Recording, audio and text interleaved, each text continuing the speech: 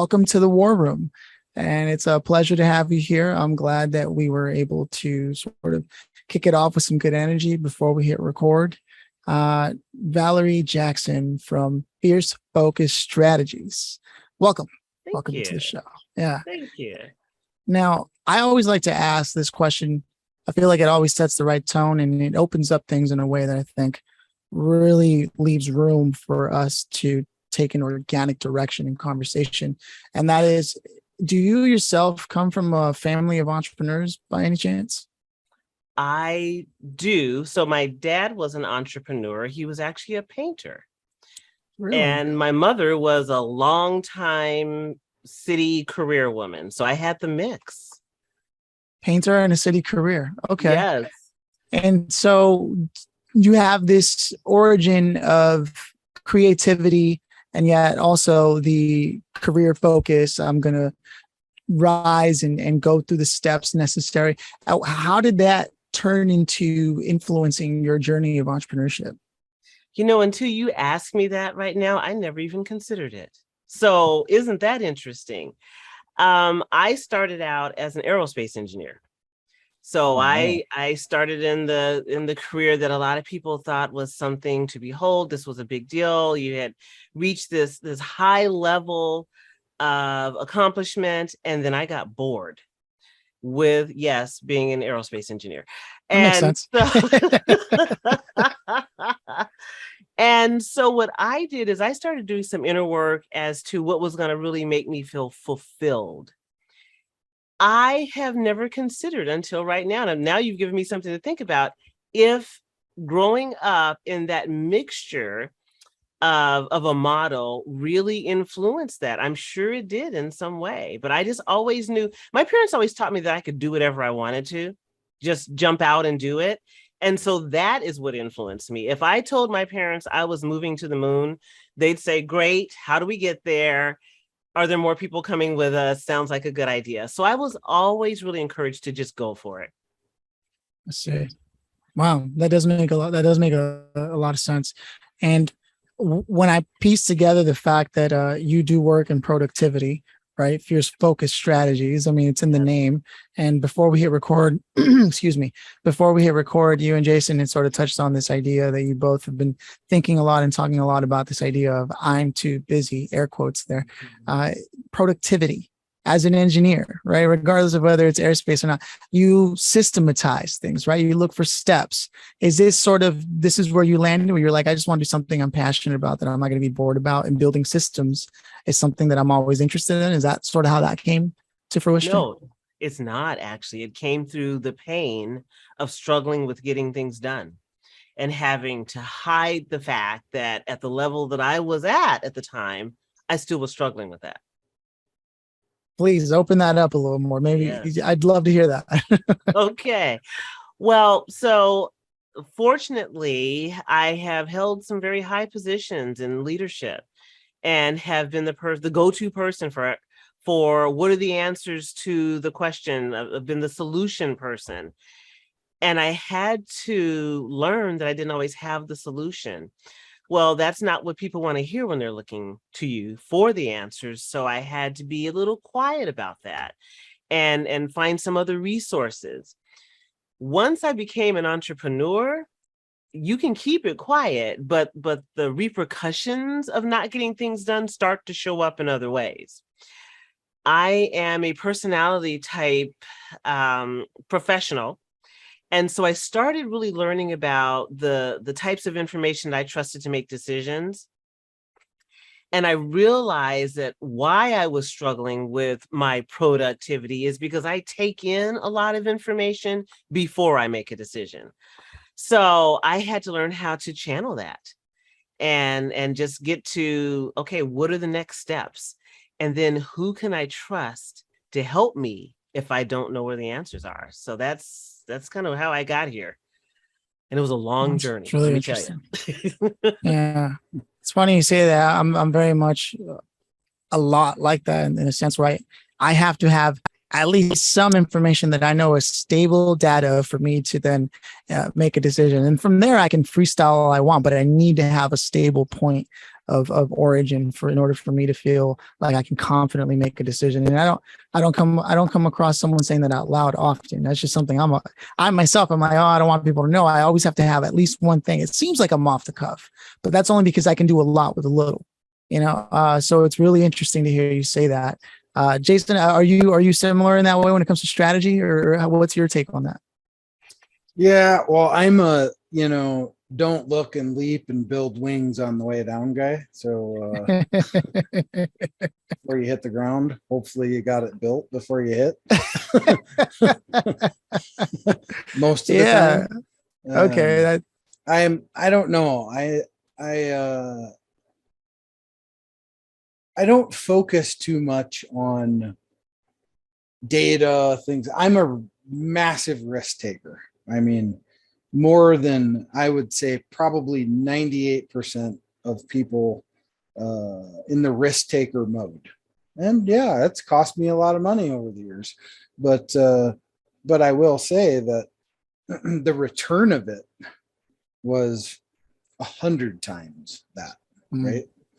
Because and it's not true risk and reward, right? There's not always a reward for risk. There's sometimes you just get punched in the face. That's about it, right? And then you go lick your wounds and get up and keep going. But I guess the interesting part, because I love what's busy costing you. I love that idea of that because, and like I said before the show, I just posted something on LinkedIn about I often laugh when I hear CEOs say, I am too busy. That just means you just ain't doing the right shit. Right? Because we're all busy, but there's varying levels of busy. And to me, using that's an excuse. So is what that is. And I bet you can unpack that. Please do. Oh, can I ever? No. How much time do we have now? Plenty. Yeah. Plenty. Okay, so here's my take on busy. I believe busy has become a concept. It's become an entity for us, and it's something that we wear as a badge. It's how we convey to other people that we're getting stuff done, even when we're not. When we think of the word busy and you associate it with other things, it's usually things that have no direction, right? Busy work, being a busybody. You're just fluttering around, even busy as a bee. And like I always say, bees do have direction. We just don't understand it. But to us, it looks like they're just buzzing around with no focus or intention. So when we let go of busy and replace it with productive, now it has purpose. And productivity has principles. So by applying productivity principles, you can move from busy to actually doing the most important work and having time to enjoy the things that mean the most to you. Okay, so that's the framework. So now tell me how someone who was at high levels of professionalism, discovering that they need information before they make a decision, decided, okay, I'm going to make, because you alluded to the fact that it was from the pain of that. So at what point was the pain so much that you decided, I'm going to go and do this and teach others how to do it? Okay, so when I left the aerospace industry, I found myself on purpose in the real estate industry. So I was a real estate broker for 20 years. I loved it. I was making great money. I was a single parent, and that's where I learned it, right? So I was following the narrative. You're available to your clients 24/7. Take in whoever comes. I did not learn how to segment my time properly, how to prioritize my time properly. And what I had was this wonderful 12-year-old son who was having a lot of meals at home by himself at night. And it took one evening with me coming home to find him on the stairway of our townhome with a note on him that said, please wake me when you get in, that I realized you're missing the mark, Valarie. there's something wrong here, because you're working, you're doing everything that seems to be right, but the most important role you play is getting dismissed, not on purpose, but that was the byproduct of my busyness. So I started looking at how to prioritize my time. And I would love to say to you that I figured it out right then. I didn't. I suffered with it a little more. And then I just got tired. I started to get smart. It's like, wow, if you keep banging your head on the wall with this same situation, at some point you're going to realize something's got to change. And that's how I got to really looking at, all right, what's the most important thing you do? How do you get these things done? How do you segment the people that you're spending your time with, and make sure that you have time for yourself and time to give? I started working with a coach, and I will say at first it helped none at all, because I didn't have the right coach, because that's very important. And then I landed on the right person, and they helped me really work through this.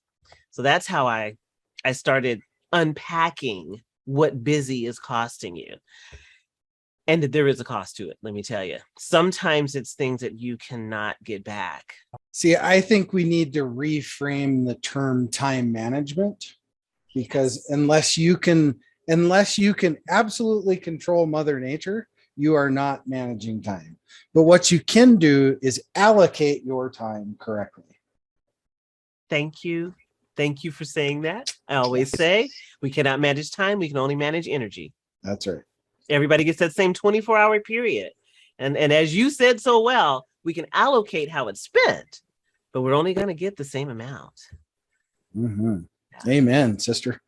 Yeah. And so you found the right person, and then you took whatever conversations and insights came from there and created a system. You brought everything that you are to it and made it even more accessible. Is that the idea?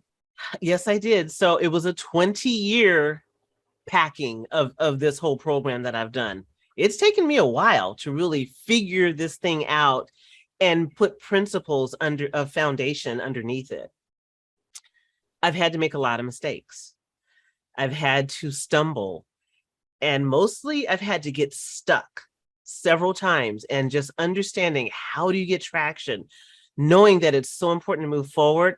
That's what's really helped me put the pieces of what is busy costing you together.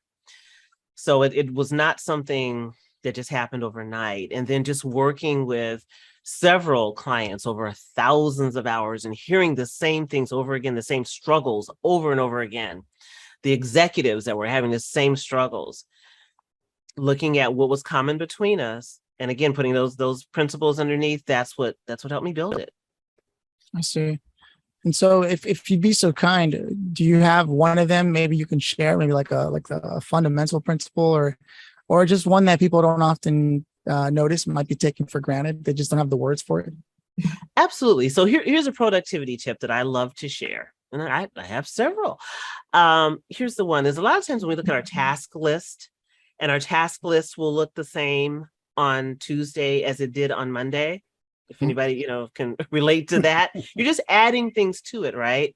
So the reason why that often happens is because what we have on our task list are not tasks, they're actually projects. So when we go to administer a certain task, it has certain steps to it that we hadn't considered. We have not planned to allocate, use your words because I love that, the proper amount of energy or time to that project, because we thought it was a one and done. And it could be something as simple in your personal life as going grocery shopping. Grocery shopping is not a task. It is a project. You need to first consider what you have. That's step number one. Second step is consider what it is you want to have at the end. What do you want to make? Create a menu. That's another step.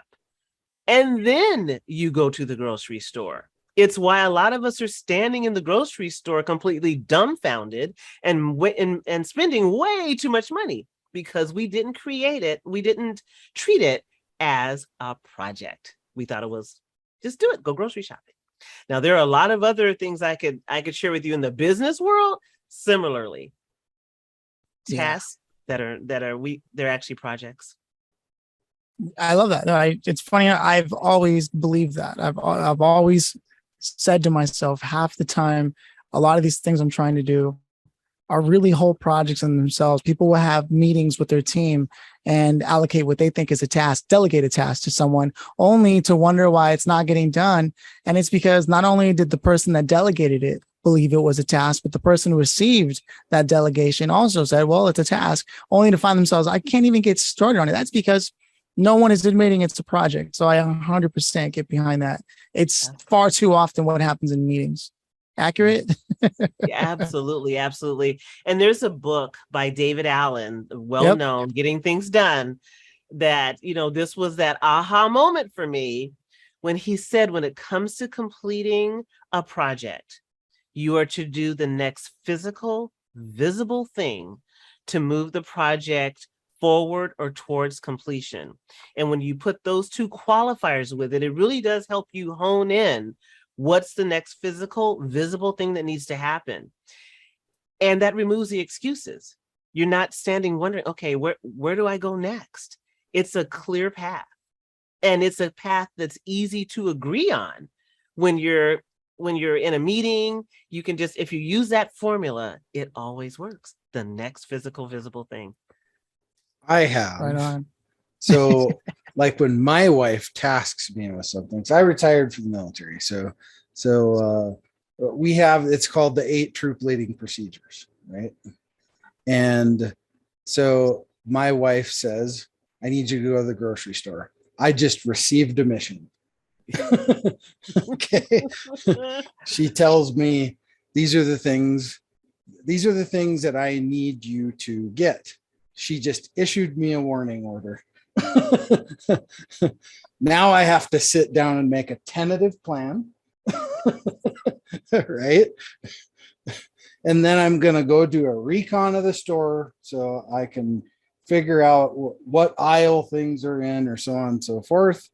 And I won't go into the rest, but the whole point is, everything is an absolute project. Everything that we do in life is a project, because you could absolutely tie everything to 8 steps, 10 steps, 20 steps, whatever it is, right? Very few things in life are ever one and done, right? Because there's more things that have to happen. Now, whether you manage them or not, that's a whole nother story, right? So, yes. Yeah. So coming back to the narrative, so you now have distilled all this information and put it together into something that you're inviting people to be a part of with fierce focused strategies. Right now, the name itself implies the ability to actually dig into what it is you're trying to accomplish, right?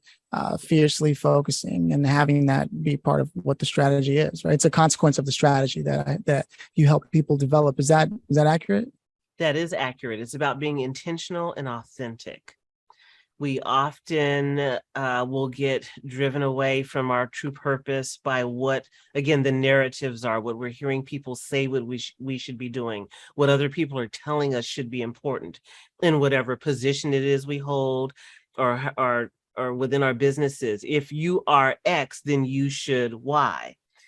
When you really understand what your purpose, and I'm going to talk more about purpose than passion, when you understand what your purpose is and you're mission driven, you don't get confused by that. So it's just you're narrow, just right in there. This is what I'm doing. So yeah, that's where fierce focus strategies came from, just being intentional. Right on. And what has that been like? Or do you have any current goals you're trying to accomplish with fierce focus strategies? Oh, all the time. So most recently, I have taken What is Busy Costing You and created a cohort. Would you like to hear about that? Yes. Is now a good time to hear about that? Mm-hmm. All righty. So because I know that there are folks like us who are, and some of them secretly struggling with getting through the task list, getting to the next thing, I created a cohort and it's a very small group of people, and it's called, are you ready for this? Busy is a 4-letter word. Right on. Yes. Love it. Because that's my belief. It's just we have to stop being so busy and be intentional. And so I'm going to be, the next session will be starting actually next week. And I'd love to invite people to apply to join me. It's again a small group. It's a 5-week session that is entrenched in, first of all, work, reality, accountability, and it's me live with them for 1.5 hours every week, applying those principles of productivity. I love that. Right on. And so then where would you prefer for people to connect with you? Because I like for things to be easy, busy is a 4-letter word.com. That's easy to remember. Holy Right. crap. Yes. Yeah. Love the branding. Love Yes. the branding. Okay. Busy is a 4-letter word.com. Right on. And that has all the links to anything anybody needs to know. Yes. Yes. Okay. Thank you. Right on. So then there's only 2 orders of business in our conversation really left. And the first one is, if you could have gone back to speak to yourself when you were doing real estate and you walked up to the steps and saw the note on your son, what would you say to yourself knowing what you know now? First of all, be honest about where you're struggling, and then find someone else who has been honest about it and talk to them about how they got through it, because someone else has struggled with it and they have gotten through. So that's where I would always start. Just be honest, because we have this persona of perfection and it's doing us no good. Oh, that's deep. I mean, people have said it in different ways, but when you say it that way, it hits in a certain context. And so I'm grateful that you said it that way. Yeah. It's hard work, to be honest, which is ironic because Jason talks about that all the time. Like, it's like authenticity now seems to be something that we have to work at, when, just keeping it real should come pretty natural. But in a world where it's constantly forcing you to do the opposite, I guess I can see how some will falter to that. With that said, before I go to the grand finale question, I want to open the floor to Jason one more time before we close this out. Yeah. Anything you want to say, Jason? I love the word perfection. I grew up with a father that was very much a perfectionist.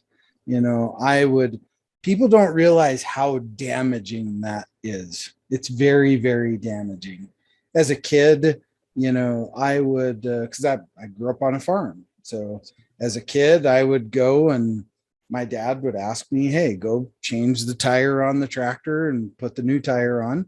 And I would do that. And he would come right back around behind me and check it all again. Right. And that was really damaging as a kid. And when I say a kid, I'm only talking like 10 or 12 years old. Right. So Yeah. and even in the business world, perfection is death, right? It's death, because you will never, ever roll something out, ever. It'll never happen, because you'll be so focused on making something perfect. You will just roll it out to a fault, and it'll never actually ever come to fruition. I've seen it. I have literally. My father was the worst example of that. Love him to death. I'm not talking illy about him. But, now in his life, he's not that way anymore. And, perfection is death. Don't try to be perfect. You'll never accomplish the things that you want to accomplish. And passion and purpose collide at some point, right? So, and when they do, then you truly become your most powerful self. So. Some great vibes today. Yeah. Wow. With that said, Valarie, there's a grand finale question I always like to ask our guests, and that is, if you had your pick of the litter, you could have chosen anyone to be a part of this conversation today, whether to listen or join. Who would you have chosen and why? So, tough decision. Here's who I'm going to go with. Remember that 12-year-old boy I talked about? Well, he is now a 38-year-old man, and I would love for him to have joined us today. His insight on my life has helped me grow. Just to see how he has perceived what the steps have just been encouraging. It has been sometimes a tough conversation, and I always like to see how he sees his mother. When I see his mother through his eyes, it's a perspective that no one else has, and it's just offered me so much value. Right on. That's amazing right there. Yeah. Yeah.